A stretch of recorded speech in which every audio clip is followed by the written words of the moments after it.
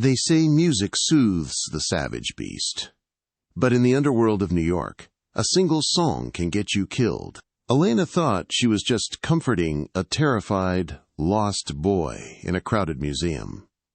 She didn't know the boy was the heir to the most dangerous crime family in the city.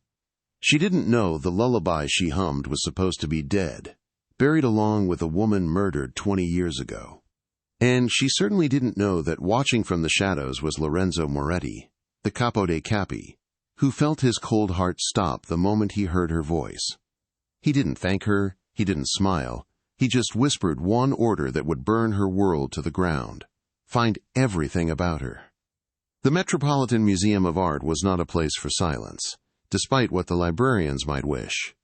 It was a cavern of echoing footsteps, the hum of tourists, and the distinct, clinking sound of old money being exchanged for prestige. Elena Vance adjusted her glasses, pressing a hand to her temple. As a junior restoration specialist, she usually spent her days in the basement labs, smelling of turpentine and varnish, painstakingly bringing 17th-century oils back to life. But tonight was the winter gala. Every employee was required to be on the floor, acting as sophisticated decor for the city's elite. She stood near the Temple of Dendur, trying to blend into the sandstone. She hated this. She hated the perfume, the pretense, and the way the wealthy patrons looked at the art, as if it were a commodity, rather than a soul captured on canvas. Then, the scream cut through the ambient jazz. It wasn't a scream of pain, but of pure, unadulterated terror. Elena turned. Near the reflection pool, a small boy, no older than 5, was having a meltdown. He was dressed in a miniature tuxedo that cost more than Elena's car, but right now, he was just a terrified child. He was on his knees, hands clamped over his ears, rocking back and forth. The crowd did what crowds always do. They created a circle of judgment. Women in silk gowns whispered behind champagne flutes. Men in tuxedos looked annoyed. Security was moving in, 2 large men with earpieces looking less like helpers and more like bouncers. "Hey kid, you gotta stand up," one guard said, reaching out. The boy shrieked louder, flinching away. Elena didn't think. She didn't calculate. She just moved. She slipped past the velvet rope and the security guards. "Don't touch him," she said, her voice low but authoritative. "You're scaring him." She knelt on the cold stone floor, ruining her cheap black dress, and lowered her head so she was below the boy's eye level.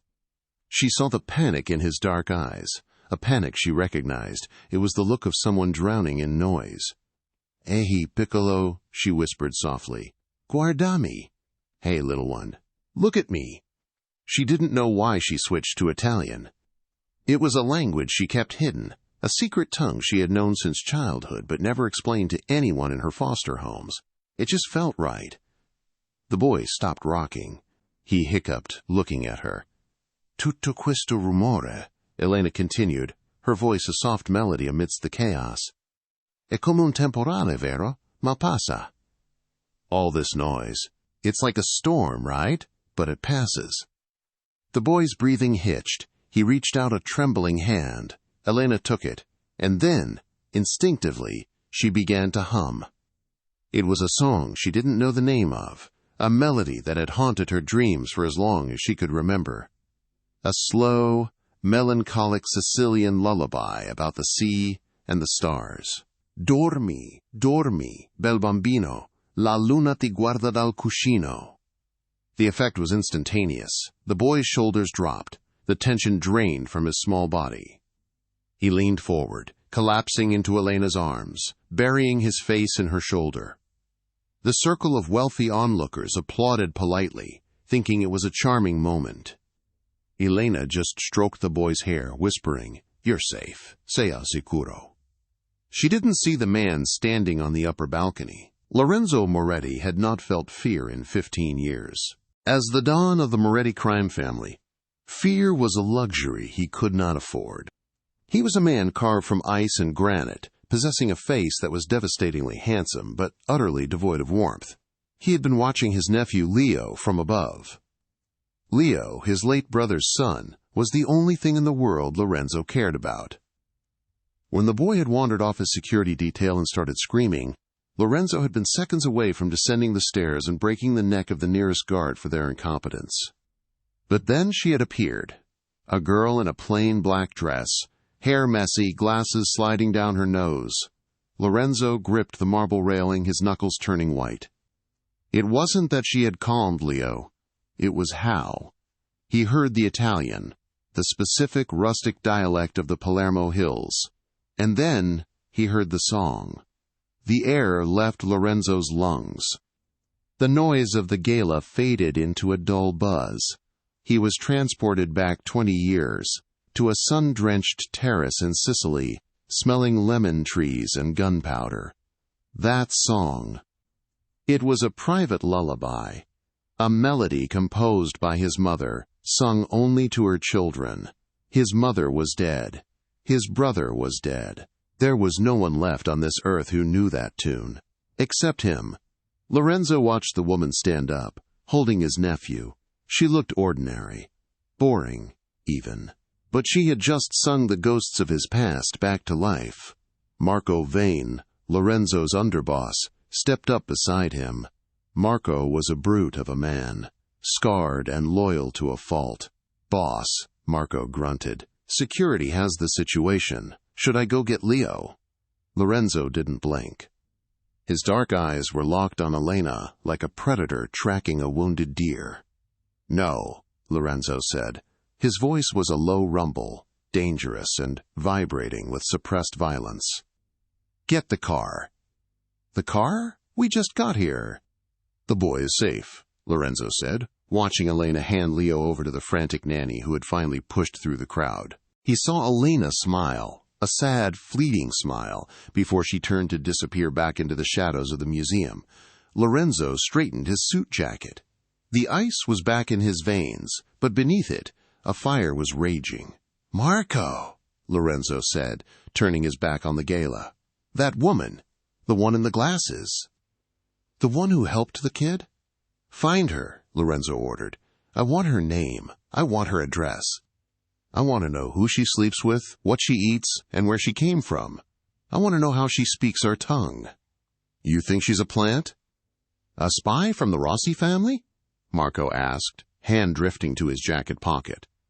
Lorenzo looked back one last time at the spot where Elena had knelt. "If she is," Lorenzo whispered, "I will kill her myself. But if she isn't, then God help us all. Find everything about her, tonight."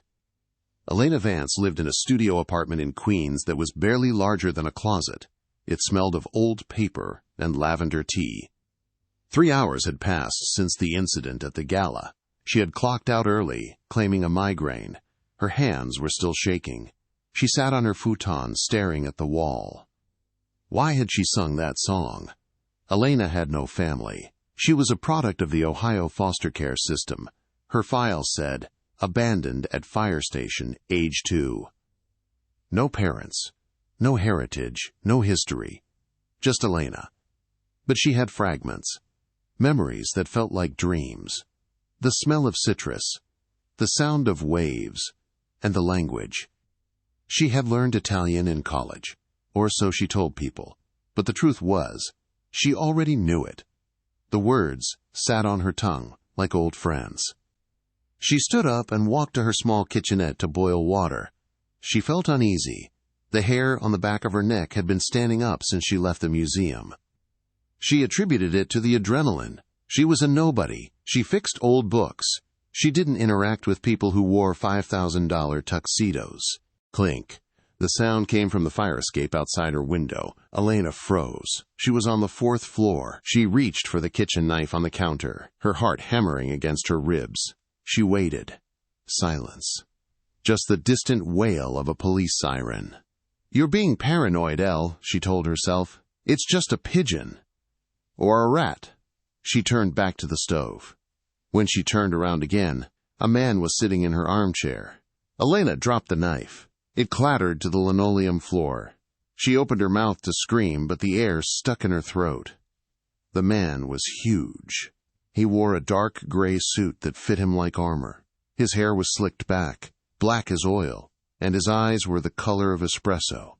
Dark, bitter, and intense. It was the man from the balcony. She recognized the aura of power that radiated off him, even though she hadn't seen his face clearly at the museum. "Don't scream," Lorenzo Moretti said. He didn't raise his voice. He didn't have to. The command filled the room, sucking out the oxygen. "If I wanted to hurt you, you wouldn't have heard me come in." Elena backed up until her spine hit the refrigerator. "Who are you? What do you want?" Lorenzo didn't answer immediately. He picked up a framed photo from her side table. It was a picture of Elena and her foster sister at graduation. He looked at it with clinical detachment, then set it down. "Elena Vance," he recited. "Born nowhere. Found in Cleveland, 1998. Foster homes, 6. Education, art history, NYU. Current employment, junior restorer, the Met.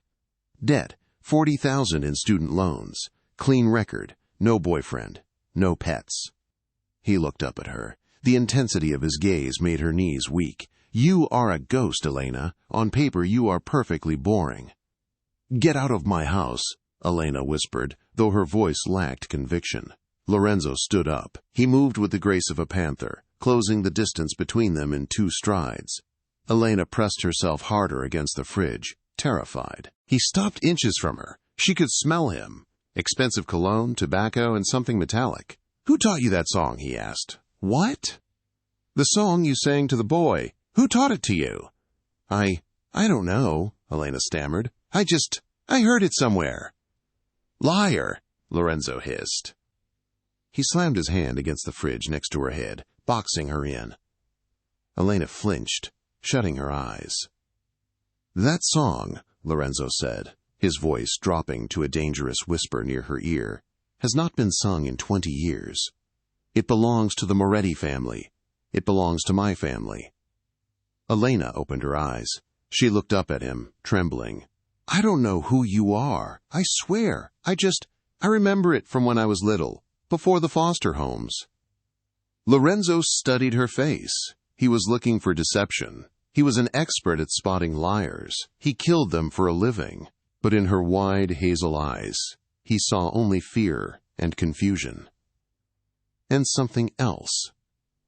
Up close, he saw the shape of her eyes, the arch of her brow, his stomach turned over. Impossible. "Marco," Lorenzo said, not looking away from Elena's eyes. The window slid open fully, and the large man from the museum, Marco, climbed in, holding a tablet. "Boss, we got the DNA results from the hair we pulled off the boy's jacket. She shed a few strands." Elena gasped. You stole my hair?" Lorenzo ignored her. He held out his hand. Marco placed the tablet in it. Lorenzo looked at the screen. He swiped through the data. His expression remained stone, but his jaw clenched so hard a muscle feathered in his cheek. He looked at the screen. Then he looked at Elena. Then back at the screen. The data confirmed a biological match. Not to him, but to the timeline, to the tragedy. She wasn't a spy. She was a ghost story come to life. Lorenzo turned off the tablet and handed it back to Marco. "Pack her things," Lorenzo ordered. Elena's eyes went wide. "What? No, I'm not going anywhere." "You can come walking, or you can come thrown over my shoulder," Lorenzo said, adjusting his cuffs. "But you are not staying in this apartment another night." "Why?" Elena cried, grabbing a ceramic mug to use as a weapon. "Who are you?" Lorenzo caught her wrist before she could swing. His grip was iron, but he didn't crush her bone. He held her there, feeling her pulse hammer against his thumb. "My name is Lorenzo Moretti," he said, "and you, Elena, are a loose end that I intend to tie up." He leaned in closer. "The people who killed your parents, they think you died in that fire 20 years ago. If they find out you are alive, they will finish the job." Elena stopped struggling. The world tilted on its axis. "My parents?" "We are leaving, now." Lorenzo pulled her toward the window. Elena Vance's life as a boring art restorer was over. She was now the property of the Moretti crime family. And she was about to find out that some lullabies are actually war cries. The drive out of the city was a blur of rain-streaked windows and suffocating silence. Lorenzo Moretti's car was not just a vehicle. It was a rolling fortress, a black armored Maybach that isolated them completely from the noise of the world outside. Elena sat pressed against the leather door, her knees pulled up to her chest. Her heart was beating a frantic rhythm against her ribs, a stark contrast to the man sitting beside her. Lorenzo was reading documents on a tablet, the blue light illuminating the sharp, cruel angles of his face. He seemed to have forgotten she was there, or perhaps he simply didn't care. To him, she was just another piece of cargo. "Where are you taking me?" Elena asked. Her voice cracked, dry and brittle. Lorenzo didn't look up. He swiped a finger across the screen. "To a place where the windows are bulletproof, and the guards don't sleep."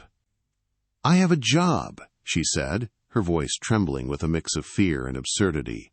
"I have a shift at the museum tomorrow. I have library books due." Lorenzo finally turned his head. The movement was slow, deliberate. He looked at her as if she were speaking a foreign language. "Your job is gone," he said calmly. "Your apartment will be sanitized by morning. As far as the world is concerned, Elena Vance has taken an indefinite leave of absence to find herself in Europe. You can't do that." "I already have." He turned back to his tablet. "Marco has handled the logistics. You are a ghost now, Elena. It is the only way to keep you breathing." The car slowed as they left the highway, winding through the dense, forested roads of Long Island's North Shore. They approached a massive iron gate that looked like it belonged to a medieval castle. It swung open silently, revealing a winding driveway lined with ancient oaks that clawed at the sky. At the end of the drive sat the Moretti estate. It was a sprawling mansion of gray stone and dark slate, imposing and beautiful in a terrifying way. It didn't look like a home. It looked like a seat of power. The car stopped. Marco opened the door, the cold night air rushing in. "Benvenuta a casa," Lorenzo murmured as he stepped out. "Welcome home." Elena refused to move. Marco sighed, a heavy, gritty sound, and reached in to grab her arm. He wasn't rough, but his grip was inescapable. He guided her out of the car and up the massive stone steps. Inside, the house was a cavern of shadows and luxury. The foyer was dominated by a crystal chandelier that looked like frozen tears. The floor was black marble, polished to a mirror shine. "Take her to the east wing," Lorenzo ordered, handing his coat to a silent butler who appeared from the shadows. "Put her in the blue room, lock the door." "Wait!" Elena shouted, finding a sudden surge of courage. She shook off Marco's hand and stepped toward Lorenzo. "You kidnapped me? You tell me my parents were murdered, and now you're locking me in a room? I deserve answers." Lorenzo stopped. He stood with his back to her, his posture rigid.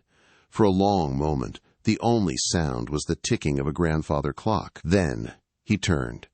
He walked back to her, stopping only when the toes of his Italian leather shoes touched the tips of her sneakers. He towered over her, radiating a heat that made Elena dizzy. "You want answers?" he asked, his voice low and silky. "Answers are dangerous, Elena. Answers are heavy. Are you sure you are strong enough to carry them?"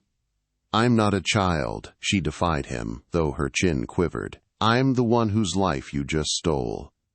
Lorenzo studied her face, his eyes tracing the line of her jaw, the scattering of freckles across her nose. He saw the fire in her eyes, the same fire he remembered from a woman he had watched die 20 years ago. "Fine," he said abruptly. "Library. 5 minutes. Marco, bring the 1998 file." He walked away, his footsteps echoing on the marble. 5 minutes later, Elena stood in a library that was larger than her entire apartment building. Floor-to-ceiling shelves held thousands of books, the smell of old paper and leather filling the air, a scent that usually comforted her, but now only made her feel trapped. Lorenzo stood behind a massive mahogany desk, pouring an amber liquid into 2 crystal tumblers. "Drink," he said, sliding a glass across the wood. "I don't want it." "It wasn't a request. You're shaking. It will steady your nerves." Elena took the glass. She didn't drink. She just held it, needing something to anchor her hands. You said my parents were murdered, she said. The police report said I was abandoned. A safe surrender. The police report was bought, Lorenzo said, taking a sip of his scotch. He walked around the desk and leaned against the front of it, crossing his ankles. Paid for by a man named Giovanni Moretti. My father. Elena's breath hitched. Your father saved me? No, Lorenzo said coldly. He hid you. There is a difference. He gestured to the leather armchair opposite him. Sit. Elena sat. The leather was cold. 22 years ago, Lorenzo began, his voice taking on a narrative cadence, like a grim storyteller. There was a war, not a war you see on the news. A war in the shadows. The Moretti family controlled the docks. The Rossi family wanted them. But there was a third player. A peacemaker. A consigliere, who served the Moretti family, but was respected by all. He was a man of honor. His name was Matteo Vanzetti. Elena felt a strange vibration in her chest at the name. Vanzetti. It sounded like a bell ringing underwater. Matteo had a wife, Lorenzo continued, watching Elena's reaction closely. Sophia, and a daughter, a little girl named Elara. Elena dropped the glass. It hit the Persian rug with a dull thud, not breaking but spilling the expensive scotch into a dark stain. Elara, she whispered. The name tasted like ash and sugar. It wasn't a name she used, but it was a name she felt. The Rossis didn't want peace, Lorenzo said, his voice hardening. They wanted total control. So, on a Sunday afternoon, during a christening party in Palermo, they struck. They planted a bomb in the Vanzetti car. Matteo and Sophia died instantly. He paused, his eyes darkening. But the girl was not in the car. She was in the garden, playing with the Moretti heir, me. Elena stared at him. The room seemed to spin. You? I was 10, Lorenzo said. You were 2. When the bomb went off, the chaos was absolute. My father knew that if the Rossis knew you survived, they would hunt you down to finish the bloodline. So he made a choice. He handed you to a trusted associate who was fleeing to America. He told him to drop you in a system where you would vanish. No paper trail, no name, just a face in the crowd. Lorenzo stood up and walked toward her. He reached into his jacket pocket and pulled out a small, tarnished silver object. He held it out to her. It was a locket, half melted, scorched by fire, but the engraving was still visible. A lion and a dove. They found this in the wreckage, Lorenzo said softly. It belonged to your mother. Open it. Elena's hands shook so badly she could barely hold the cold metal. She pried the warped latch open. Inside, miraculously preserved by the metal casing, was a tiny, sepia-toned photograph. A man, a woman, and a baby with wide, hazel eyes. Elena looked at the photo. Then she looked at the reflection in the glass of the bookcase. The eyes were the same. I am Elara Vanzetti? She whispered. You are the last of the Vanzetti line, Lorenzo corrected. And that makes you royalty in our world. And a target. The revelation hung in the air, heavy and suffocating. Elena stared at the locket, her thumb tracing the jagged, melted edge. The reality of her boring life, the library fees, the restoration solvent, the ramen noodles, was fracturing, revealing a terrifying substructure of blood and violence. No, she said, standing up abruptly. The locket clattered onto the desk. No, this is insane. This is a story. I'm Elena. I'm from Ohio. Lorenzo didn't move. He remained leaning against the desk, his stillness unnerving. Denial is a reflex. But your blood remembers. That is why you spoke the dialect to my nephew. That is why you knew the song. The song, Elena trailed off. My mother and your mother were sisters. Lorenzo dropped the second bomb casually, as if discussing the weather. They wrote that lullaby together. You are not just an ally, Elena. You are my cousin, my blood. Elena backed away until she hit the bookshelves. So what? That makes us family. You kidnapped me. I extracted you, Lorenzo corrected sharply. There is a difference. To me, It feels the same. Lorenzo pushed off the desk, his patience thinning. He walked over to the window, looking out at the rain-lashed grounds. You don't understand the timing, Elena. You think it is a coincidence that you sang that song today? The Rossi family is back in New York. Their new Don, Luca Rossi, is aggressive. He is looking for any weakness in the Moretti armor. And today, in the middle of the Metropolitan Museum, you announced your existence to the world. I helped a crying child. You spoke a dialect specific to a dead family. You sang a song specific to a dead woman. There were eyes everywhere at that gala. By tomorrow morning, the whisper will be on the street. They will dig. And when they find out who you are, they will not offer you a guest room. They will use you to get to me, or they will kill you to end the Vanzetti claim. He turned to face her, his expression grim. You are a chess piece, Elena. You have been a pawn for 20 years. Today you became a queen, and queens are the most hunted pieces on the board. Elena felt nausea rising in her throat. She sank back into the armchair, pulling her knees up. I just want to go home. You have no home, Lorenzo said, his voice losing its edge, becoming almost gentle. Not anymore. Suddenly, the heavy oak doors of the library burst open. Marco strode in, his face pale, a color Elena didn't think was possible for a man of his complexion. He didn't apologize for the intrusion. He walked straight to Lorenzo and handed him a phone. Boss, it's the secured line. It's Luca. The air in the room dropped 10 degrees. Lorenzo took the phone. He didn't answer immediately. He looked at Elena, his eyes hard and unreadable. Put him on speaker, Lorenzo said. He tapped the screen and set the phone on the desk. Moretti, Lorenzo said. His voice was calm, but his hand hovered near the drawer where Elena assumed he kept a gun.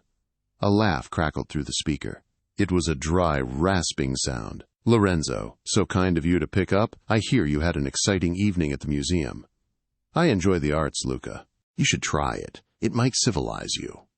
I'm not interested in paintings, Lorenzo. I'm interested in the restoration artist, the one with the pretty voice.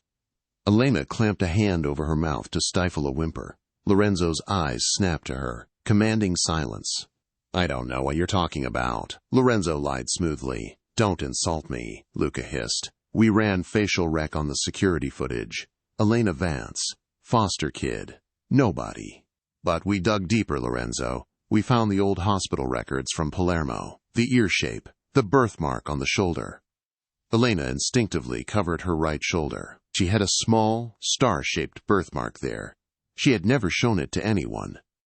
She's the Vanzetti girl, Luca said, his voice dripping with venom. The one who got away.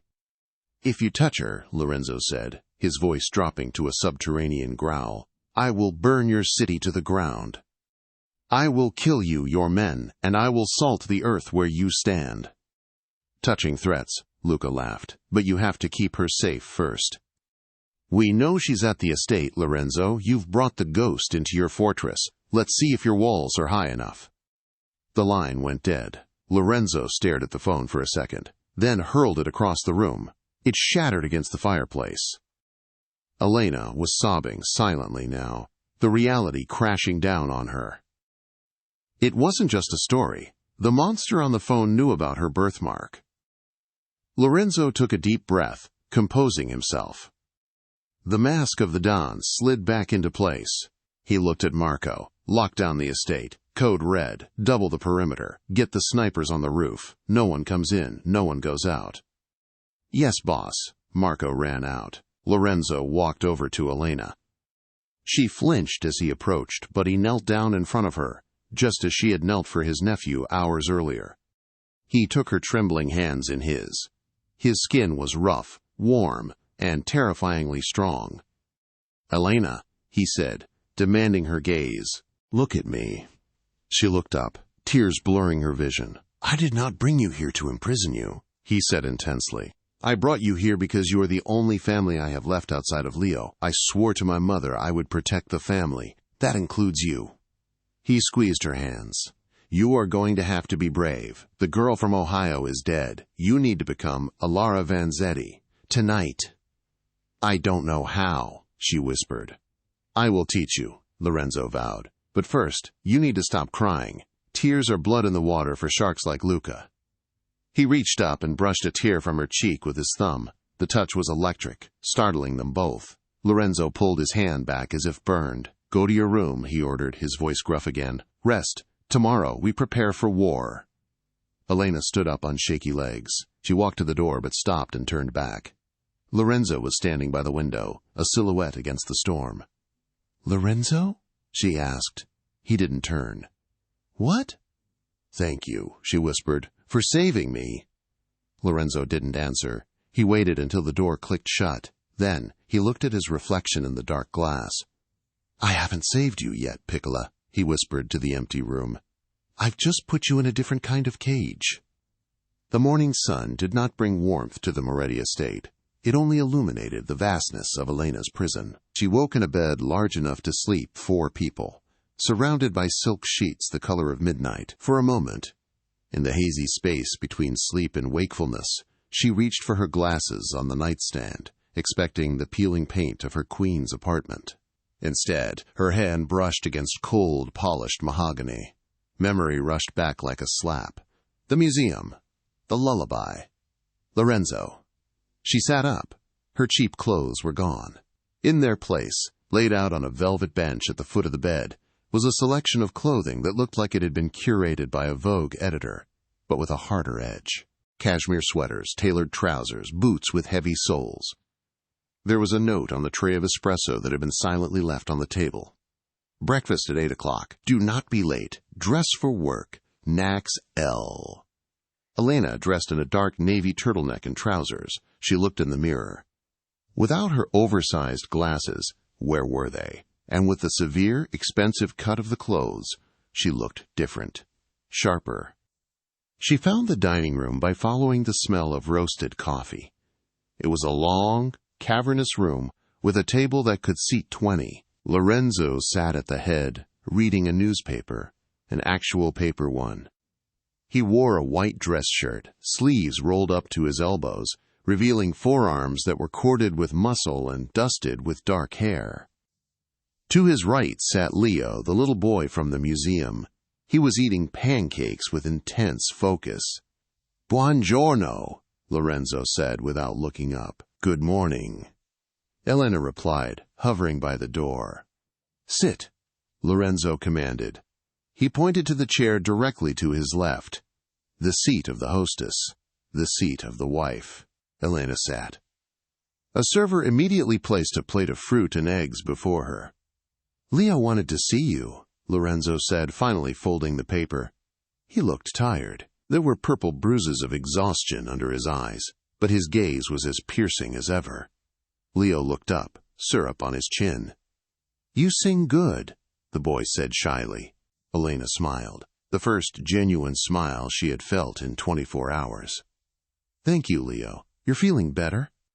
"Uncle Enzo says bad men made the noise," Leo said matter-of-factly. "But we have big walls now." Elena's smile faltered. She looked at Lorenzo. He was watching her, studying her interaction with the boy. "Eat," Lorenzo said. "You need energy. After breakfast, we go to the basement." "What's in the basement?" Elena asked. Lorenzo took a sip of his espresso. "Your education." The basement was not a dungeon, but a state-of-the-art tactical facility. There was a soundproof shooting range, a gym, and a matted area for sparring.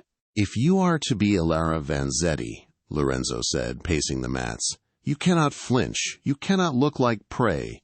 Predators smell fear, Elena, and Luca Rossi is a shark." "I'm not a soldier," Elena argued, crossing her arms. "I restore paintings. I fix things. I don't break them." "You are a Moretti by blood," Lorenzo countered. "Violence is in your DNA. We just need to wake it up." He walked over to a table and picked up a heavy black handgun. He checked the chamber and held it out to her. "Take it." "No." "Take it." His voice boomed off the concrete walls. Elena jumped and grabbed the gun. It was heavier than she expected, cold and greasy. She held it like it was a venomous snake. "Awful," Lorenzo critiqued. "You hold it like a purse. Hold it like a weapon." He stepped behind her. The air shifted. Suddenly, he was everywhere. His chest pressed against her back, his heat radiating through her thin sweater. He reached around. his large hands covering hers, correcting her grip. Elena's breath hitched.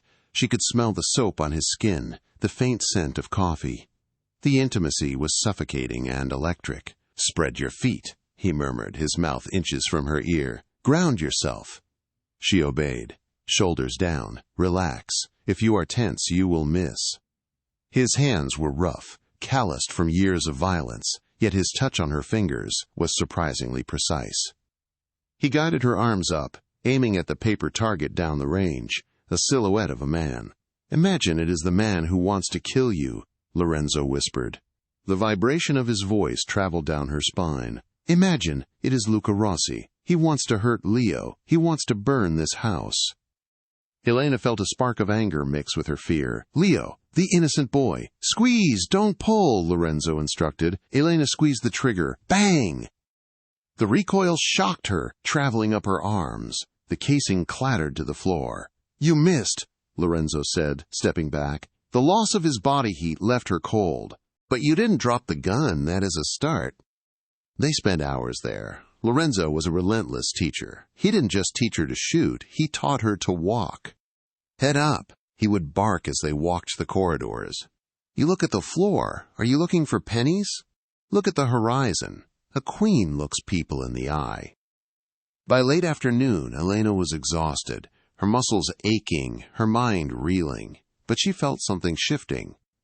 The terror was still there, but it was hardening into something else. Resolve. They were in the library again, the sun setting, casting long, bloody shadows across the room. "Why are you doing this?" Elena asked, nursing a glass of water. "Why not just hide me in a bunker somewhere?" Lorenzo looked up from a map of the city he was studying. "Because hiding is a slow death," he said, "and because when I saw you with Leo—" He stopped. For the first time, the mask slipped. He looked at her not as a tactical asset, but as a woman. He walked over to her. The tension that had been building in the shooting range returned, thicker this time. He reached out and tucked a strand of hair behind her ear. His fingers lingered on her jaw. "You look like her," he whispered. "Your mother. But you have my brother's fire." Elena's heart hammered. She leaned into his touch, just a fraction. "Lorenzo!" He pulled his hand back abruptly, the ice returning to his eyes. "Get some sleep," he said gruffly, turning his back. "Tomorrow, we review the Rossi family tree. You need to know your enemies." Elena watched him, frustration and confusion warring in her chest. She was falling into a world of darkness, and the only thing she wanted to hold on to was the devil himself. 3 days passed. The estate was a sealed ecosystem. Elena, now answering more frequently to Alara, fell into a routine. Breakfast with Leo, tactical training with Lorenzo, history lessons with Marco. She learned that the Rossis were not just gangsters. They were politicians, investors, owners of half the construction firms in the city. They were a hydra, but the isolation was creating a false sense of security. The high walls and the armed guards made the warfield distant, theoretical. That changed on a Tuesday evening. It was raining, a torrential downpour that lashed against the stone walls of the manor. The power flickered occasionally, the storm interfering with the grid, but the generators hummed reliably. Dinner was quiet. Marco was out on patrol. It was just Lorenzo, Elena, and Leo. The nanny, Clara, a stout, motherly woman who had been with the family for 5 years, was hovering near the sideboard, serving veal. "More wine, signorina?" Clara asked, smiling at Elena. "Yes, thank you, Clara," Elena said. She liked Clara. She was the only softness in this house of hard edges. Lorenzo was tense. He had been checking his phone every 2 minutes. "Marco hasn't checked in," Lorenzo muttered. "Maybe the storm?" Elena suggested. "Marco's comms are military grade. A thunderstorm wouldn't cut him off." Lorenzo stood up. "Stay here. Clara, watch the doors." Lorenzo left the dining room, his hand instinctively going to the holster under his jacket. Elena sat in the candlelight, listening to the rain. A strange unease began to prickle at her skin. It was the same feeling she had in her apartment right before Lorenzo appeared. She looked at Leo. The boy was playing with his peas. "Leo," Elena said softly, "are you done?" "Yes, Alara," he said. He had started calling her that. Elena looked at Clara. "Clara, maybe we should take him upstairs to the playroom. It's safer." Clara didn't move. She stood by the sideboard, her back to them. Her shoulders were shaking. "Clara?" Elena stood up. Clara turned around. Elena froze.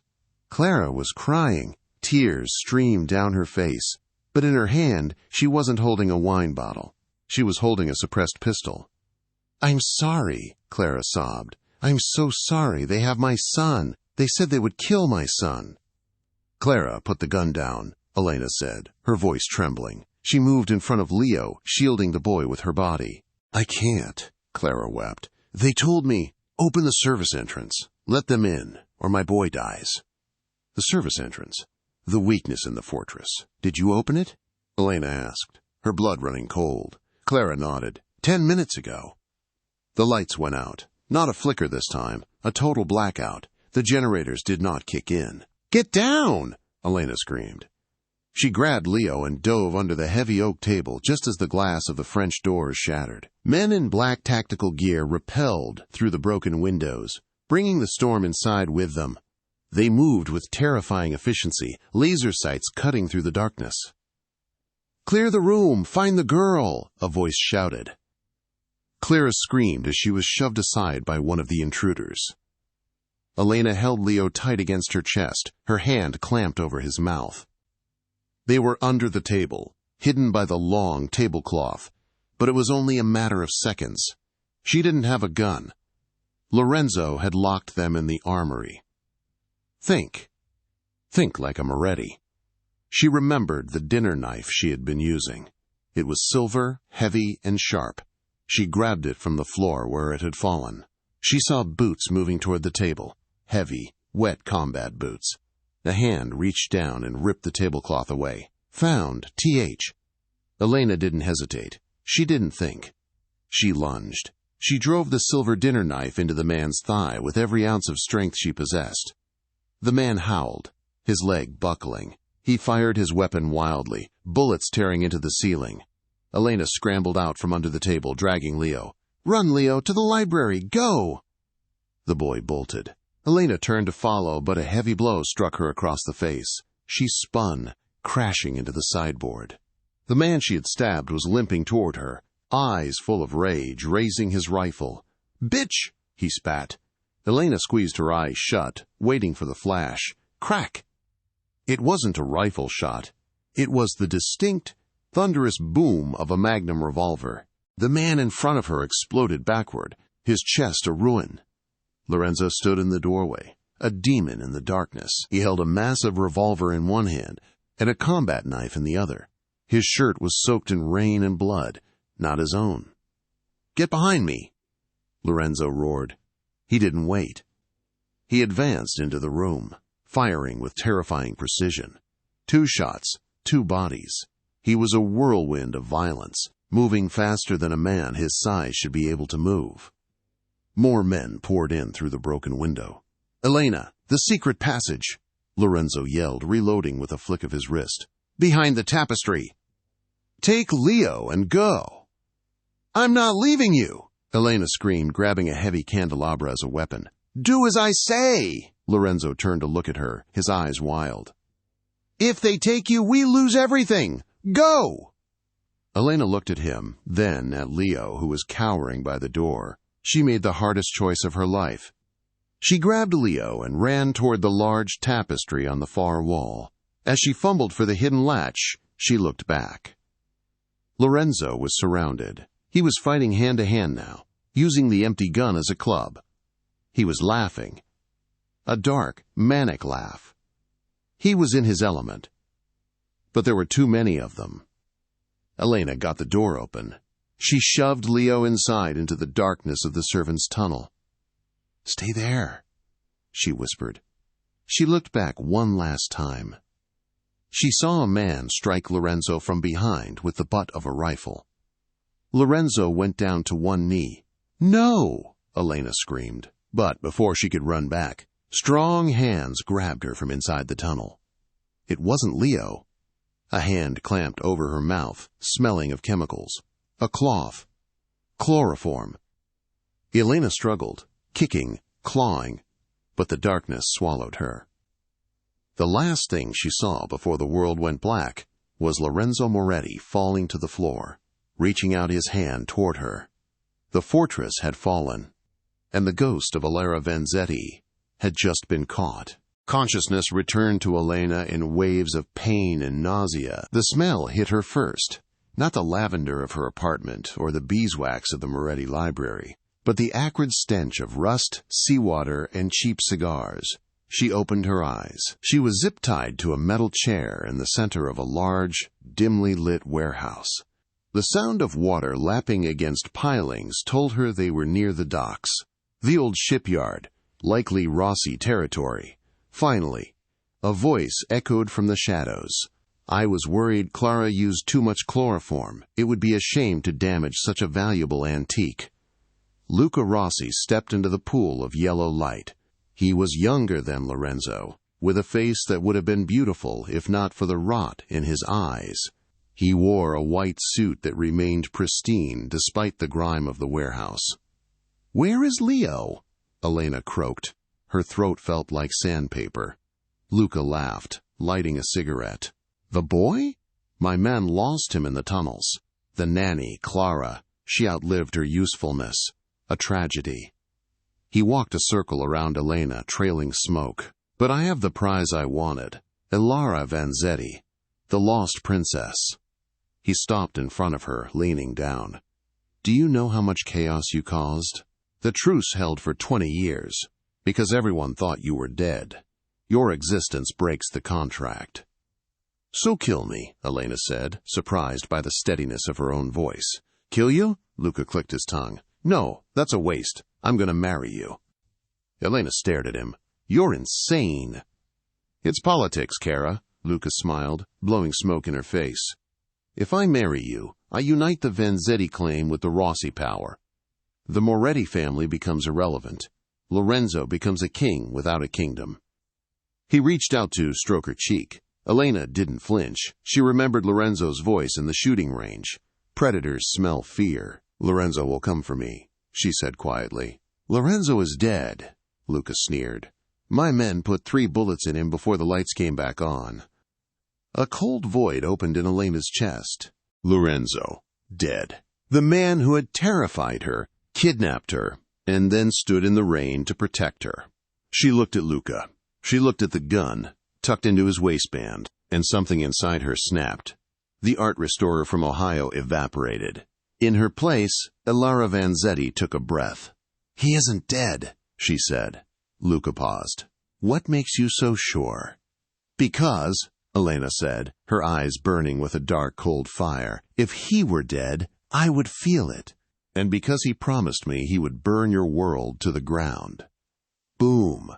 The metal doors of the warehouse didn't just open, they disintegrated.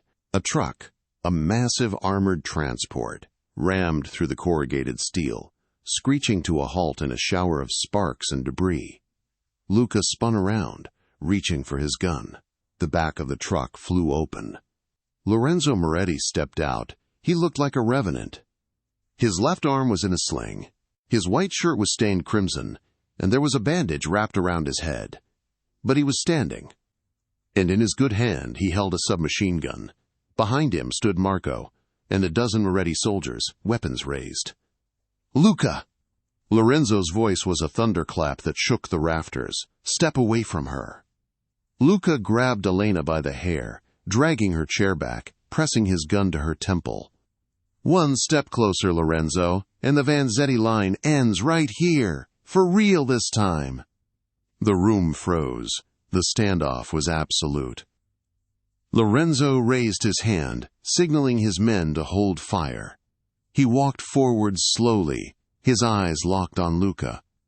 "You look terrible, Lorenzo," Luca shouted, his voice cracking with panic. "You should have stayed down."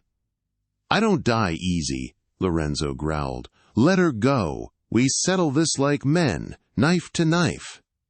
"I don't think so," Luca sneered. He cocked the hammer of the gun against Elena's skull. Elena looked at Lorenzo. She saw the desperation in his eyes. He couldn't shoot. The angle was too risky.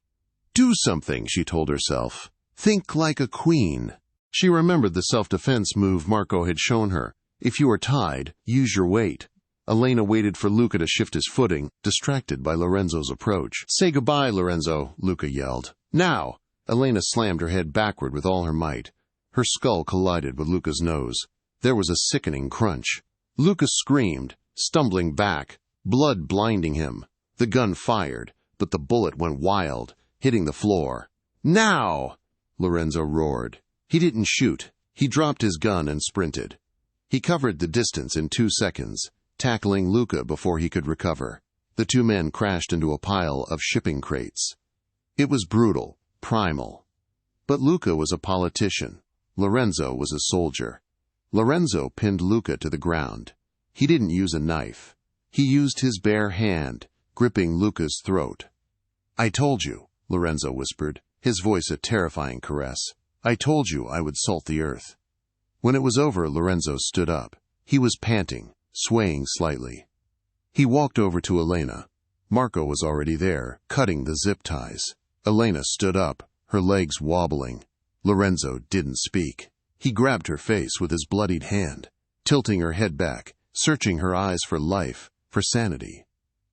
You're alive, she sobbed, collapsing against his chest. She didn't care about the blood. She buried her face in his ruined shirt. Lorenzo wrapped his good arm around her, burying his face in her neck. He held her so tight she could barely breathe, but she had never felt safer. I told you, he rasped, his voice broken. I told you I would find you. Sempre. Always. 6 months later, the Metropolitan Museum of Art was hosting the spring gala. The air smelled of expensive perfume, lilies, and champagne. Elena Vance, no, Elena Moretti, stood on the balcony overlooking the Temple of Dendor. She wore a gown of emerald silk that hugged every curve, the back cut low to reveal the faint scar on her shoulder where she had been cut during the warehouse rescue. She didn't hide it. She adjusted her glasses. She still wore them. Lorenzo liked them.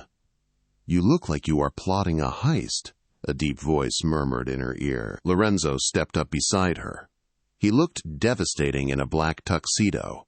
His arm had healed, though he carried a slight stiffness in his shoulder, a reminder of the night the war ended. I'm just admiring the art, Alara said, turning to him. I'm looking at the only masterpiece in the room, Lorenzo said, taking her hand and kissing the knuckles. The underworld was quiet. The Rossi family had been dismantled. The Moretti-Vanzetti alliance was absolute. They were the kings and queens of New York. Leo ran past them, laughing, chased by a new security detail, men who smiled and played tag. He's happy, Ilara said softly. He has a mother now, Lorenzo said, squeezing her hand. The band below began to play a slow song. It wasn't a waltz. It was a custom arrangement. A slow, haunting melody of strings. Ilara froze. She recognized the tune. It was the lullaby. Their lullaby. Transformed from a song of mourning into a symphony of triumph. You did this? She asked, tears pricking her eyes. We are not ghosts anymore, Ilara, Lorenzo said, pulling her close for a dance. We don't have to whisper that song in the dark. We can play it in the light.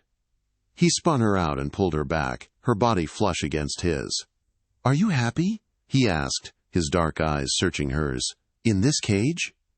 Ilara looked out at the room. She looked at the man who had kidnapped her, saved her, and loved her. It's not a cage, Lorenzo, she whispered, leaning up to kiss him. It's our kingdom. As they kissed, the music swelled, drowning out the whispers of the crowd, the noise of the city, and the ghosts of the past. And just like that, the lullaby that started a war became the anthem of their peace. Elena didn't just find her history, she rewrote her future. It's a reminder that sometimes, the things that scare us the most, the unknown, the past, the darkness, are exactly where we find our true power. Now, I have to ask you, if you were Elena, would you have forgiven Lorenzo for kidnapping you, even if it was to save your life? Or would you have taken the money and run the moment the warehouse doors opened? Let me know in the comments below. Are you Team Lorenzo or Team Freedom? I read every single theory you guys post. If this story gave you chills, please hit that like button. It really helps the channel grow and lets me know you want more Mafia romances. And if you haven't already, smash that subscribe button and ring the bell so you never miss a chapter. We have a dark academia mystery coming up next week that you do not want to miss. Until next time, keep listening to the whispers in the dark. You never know what story they're trying to tell. Bye for now.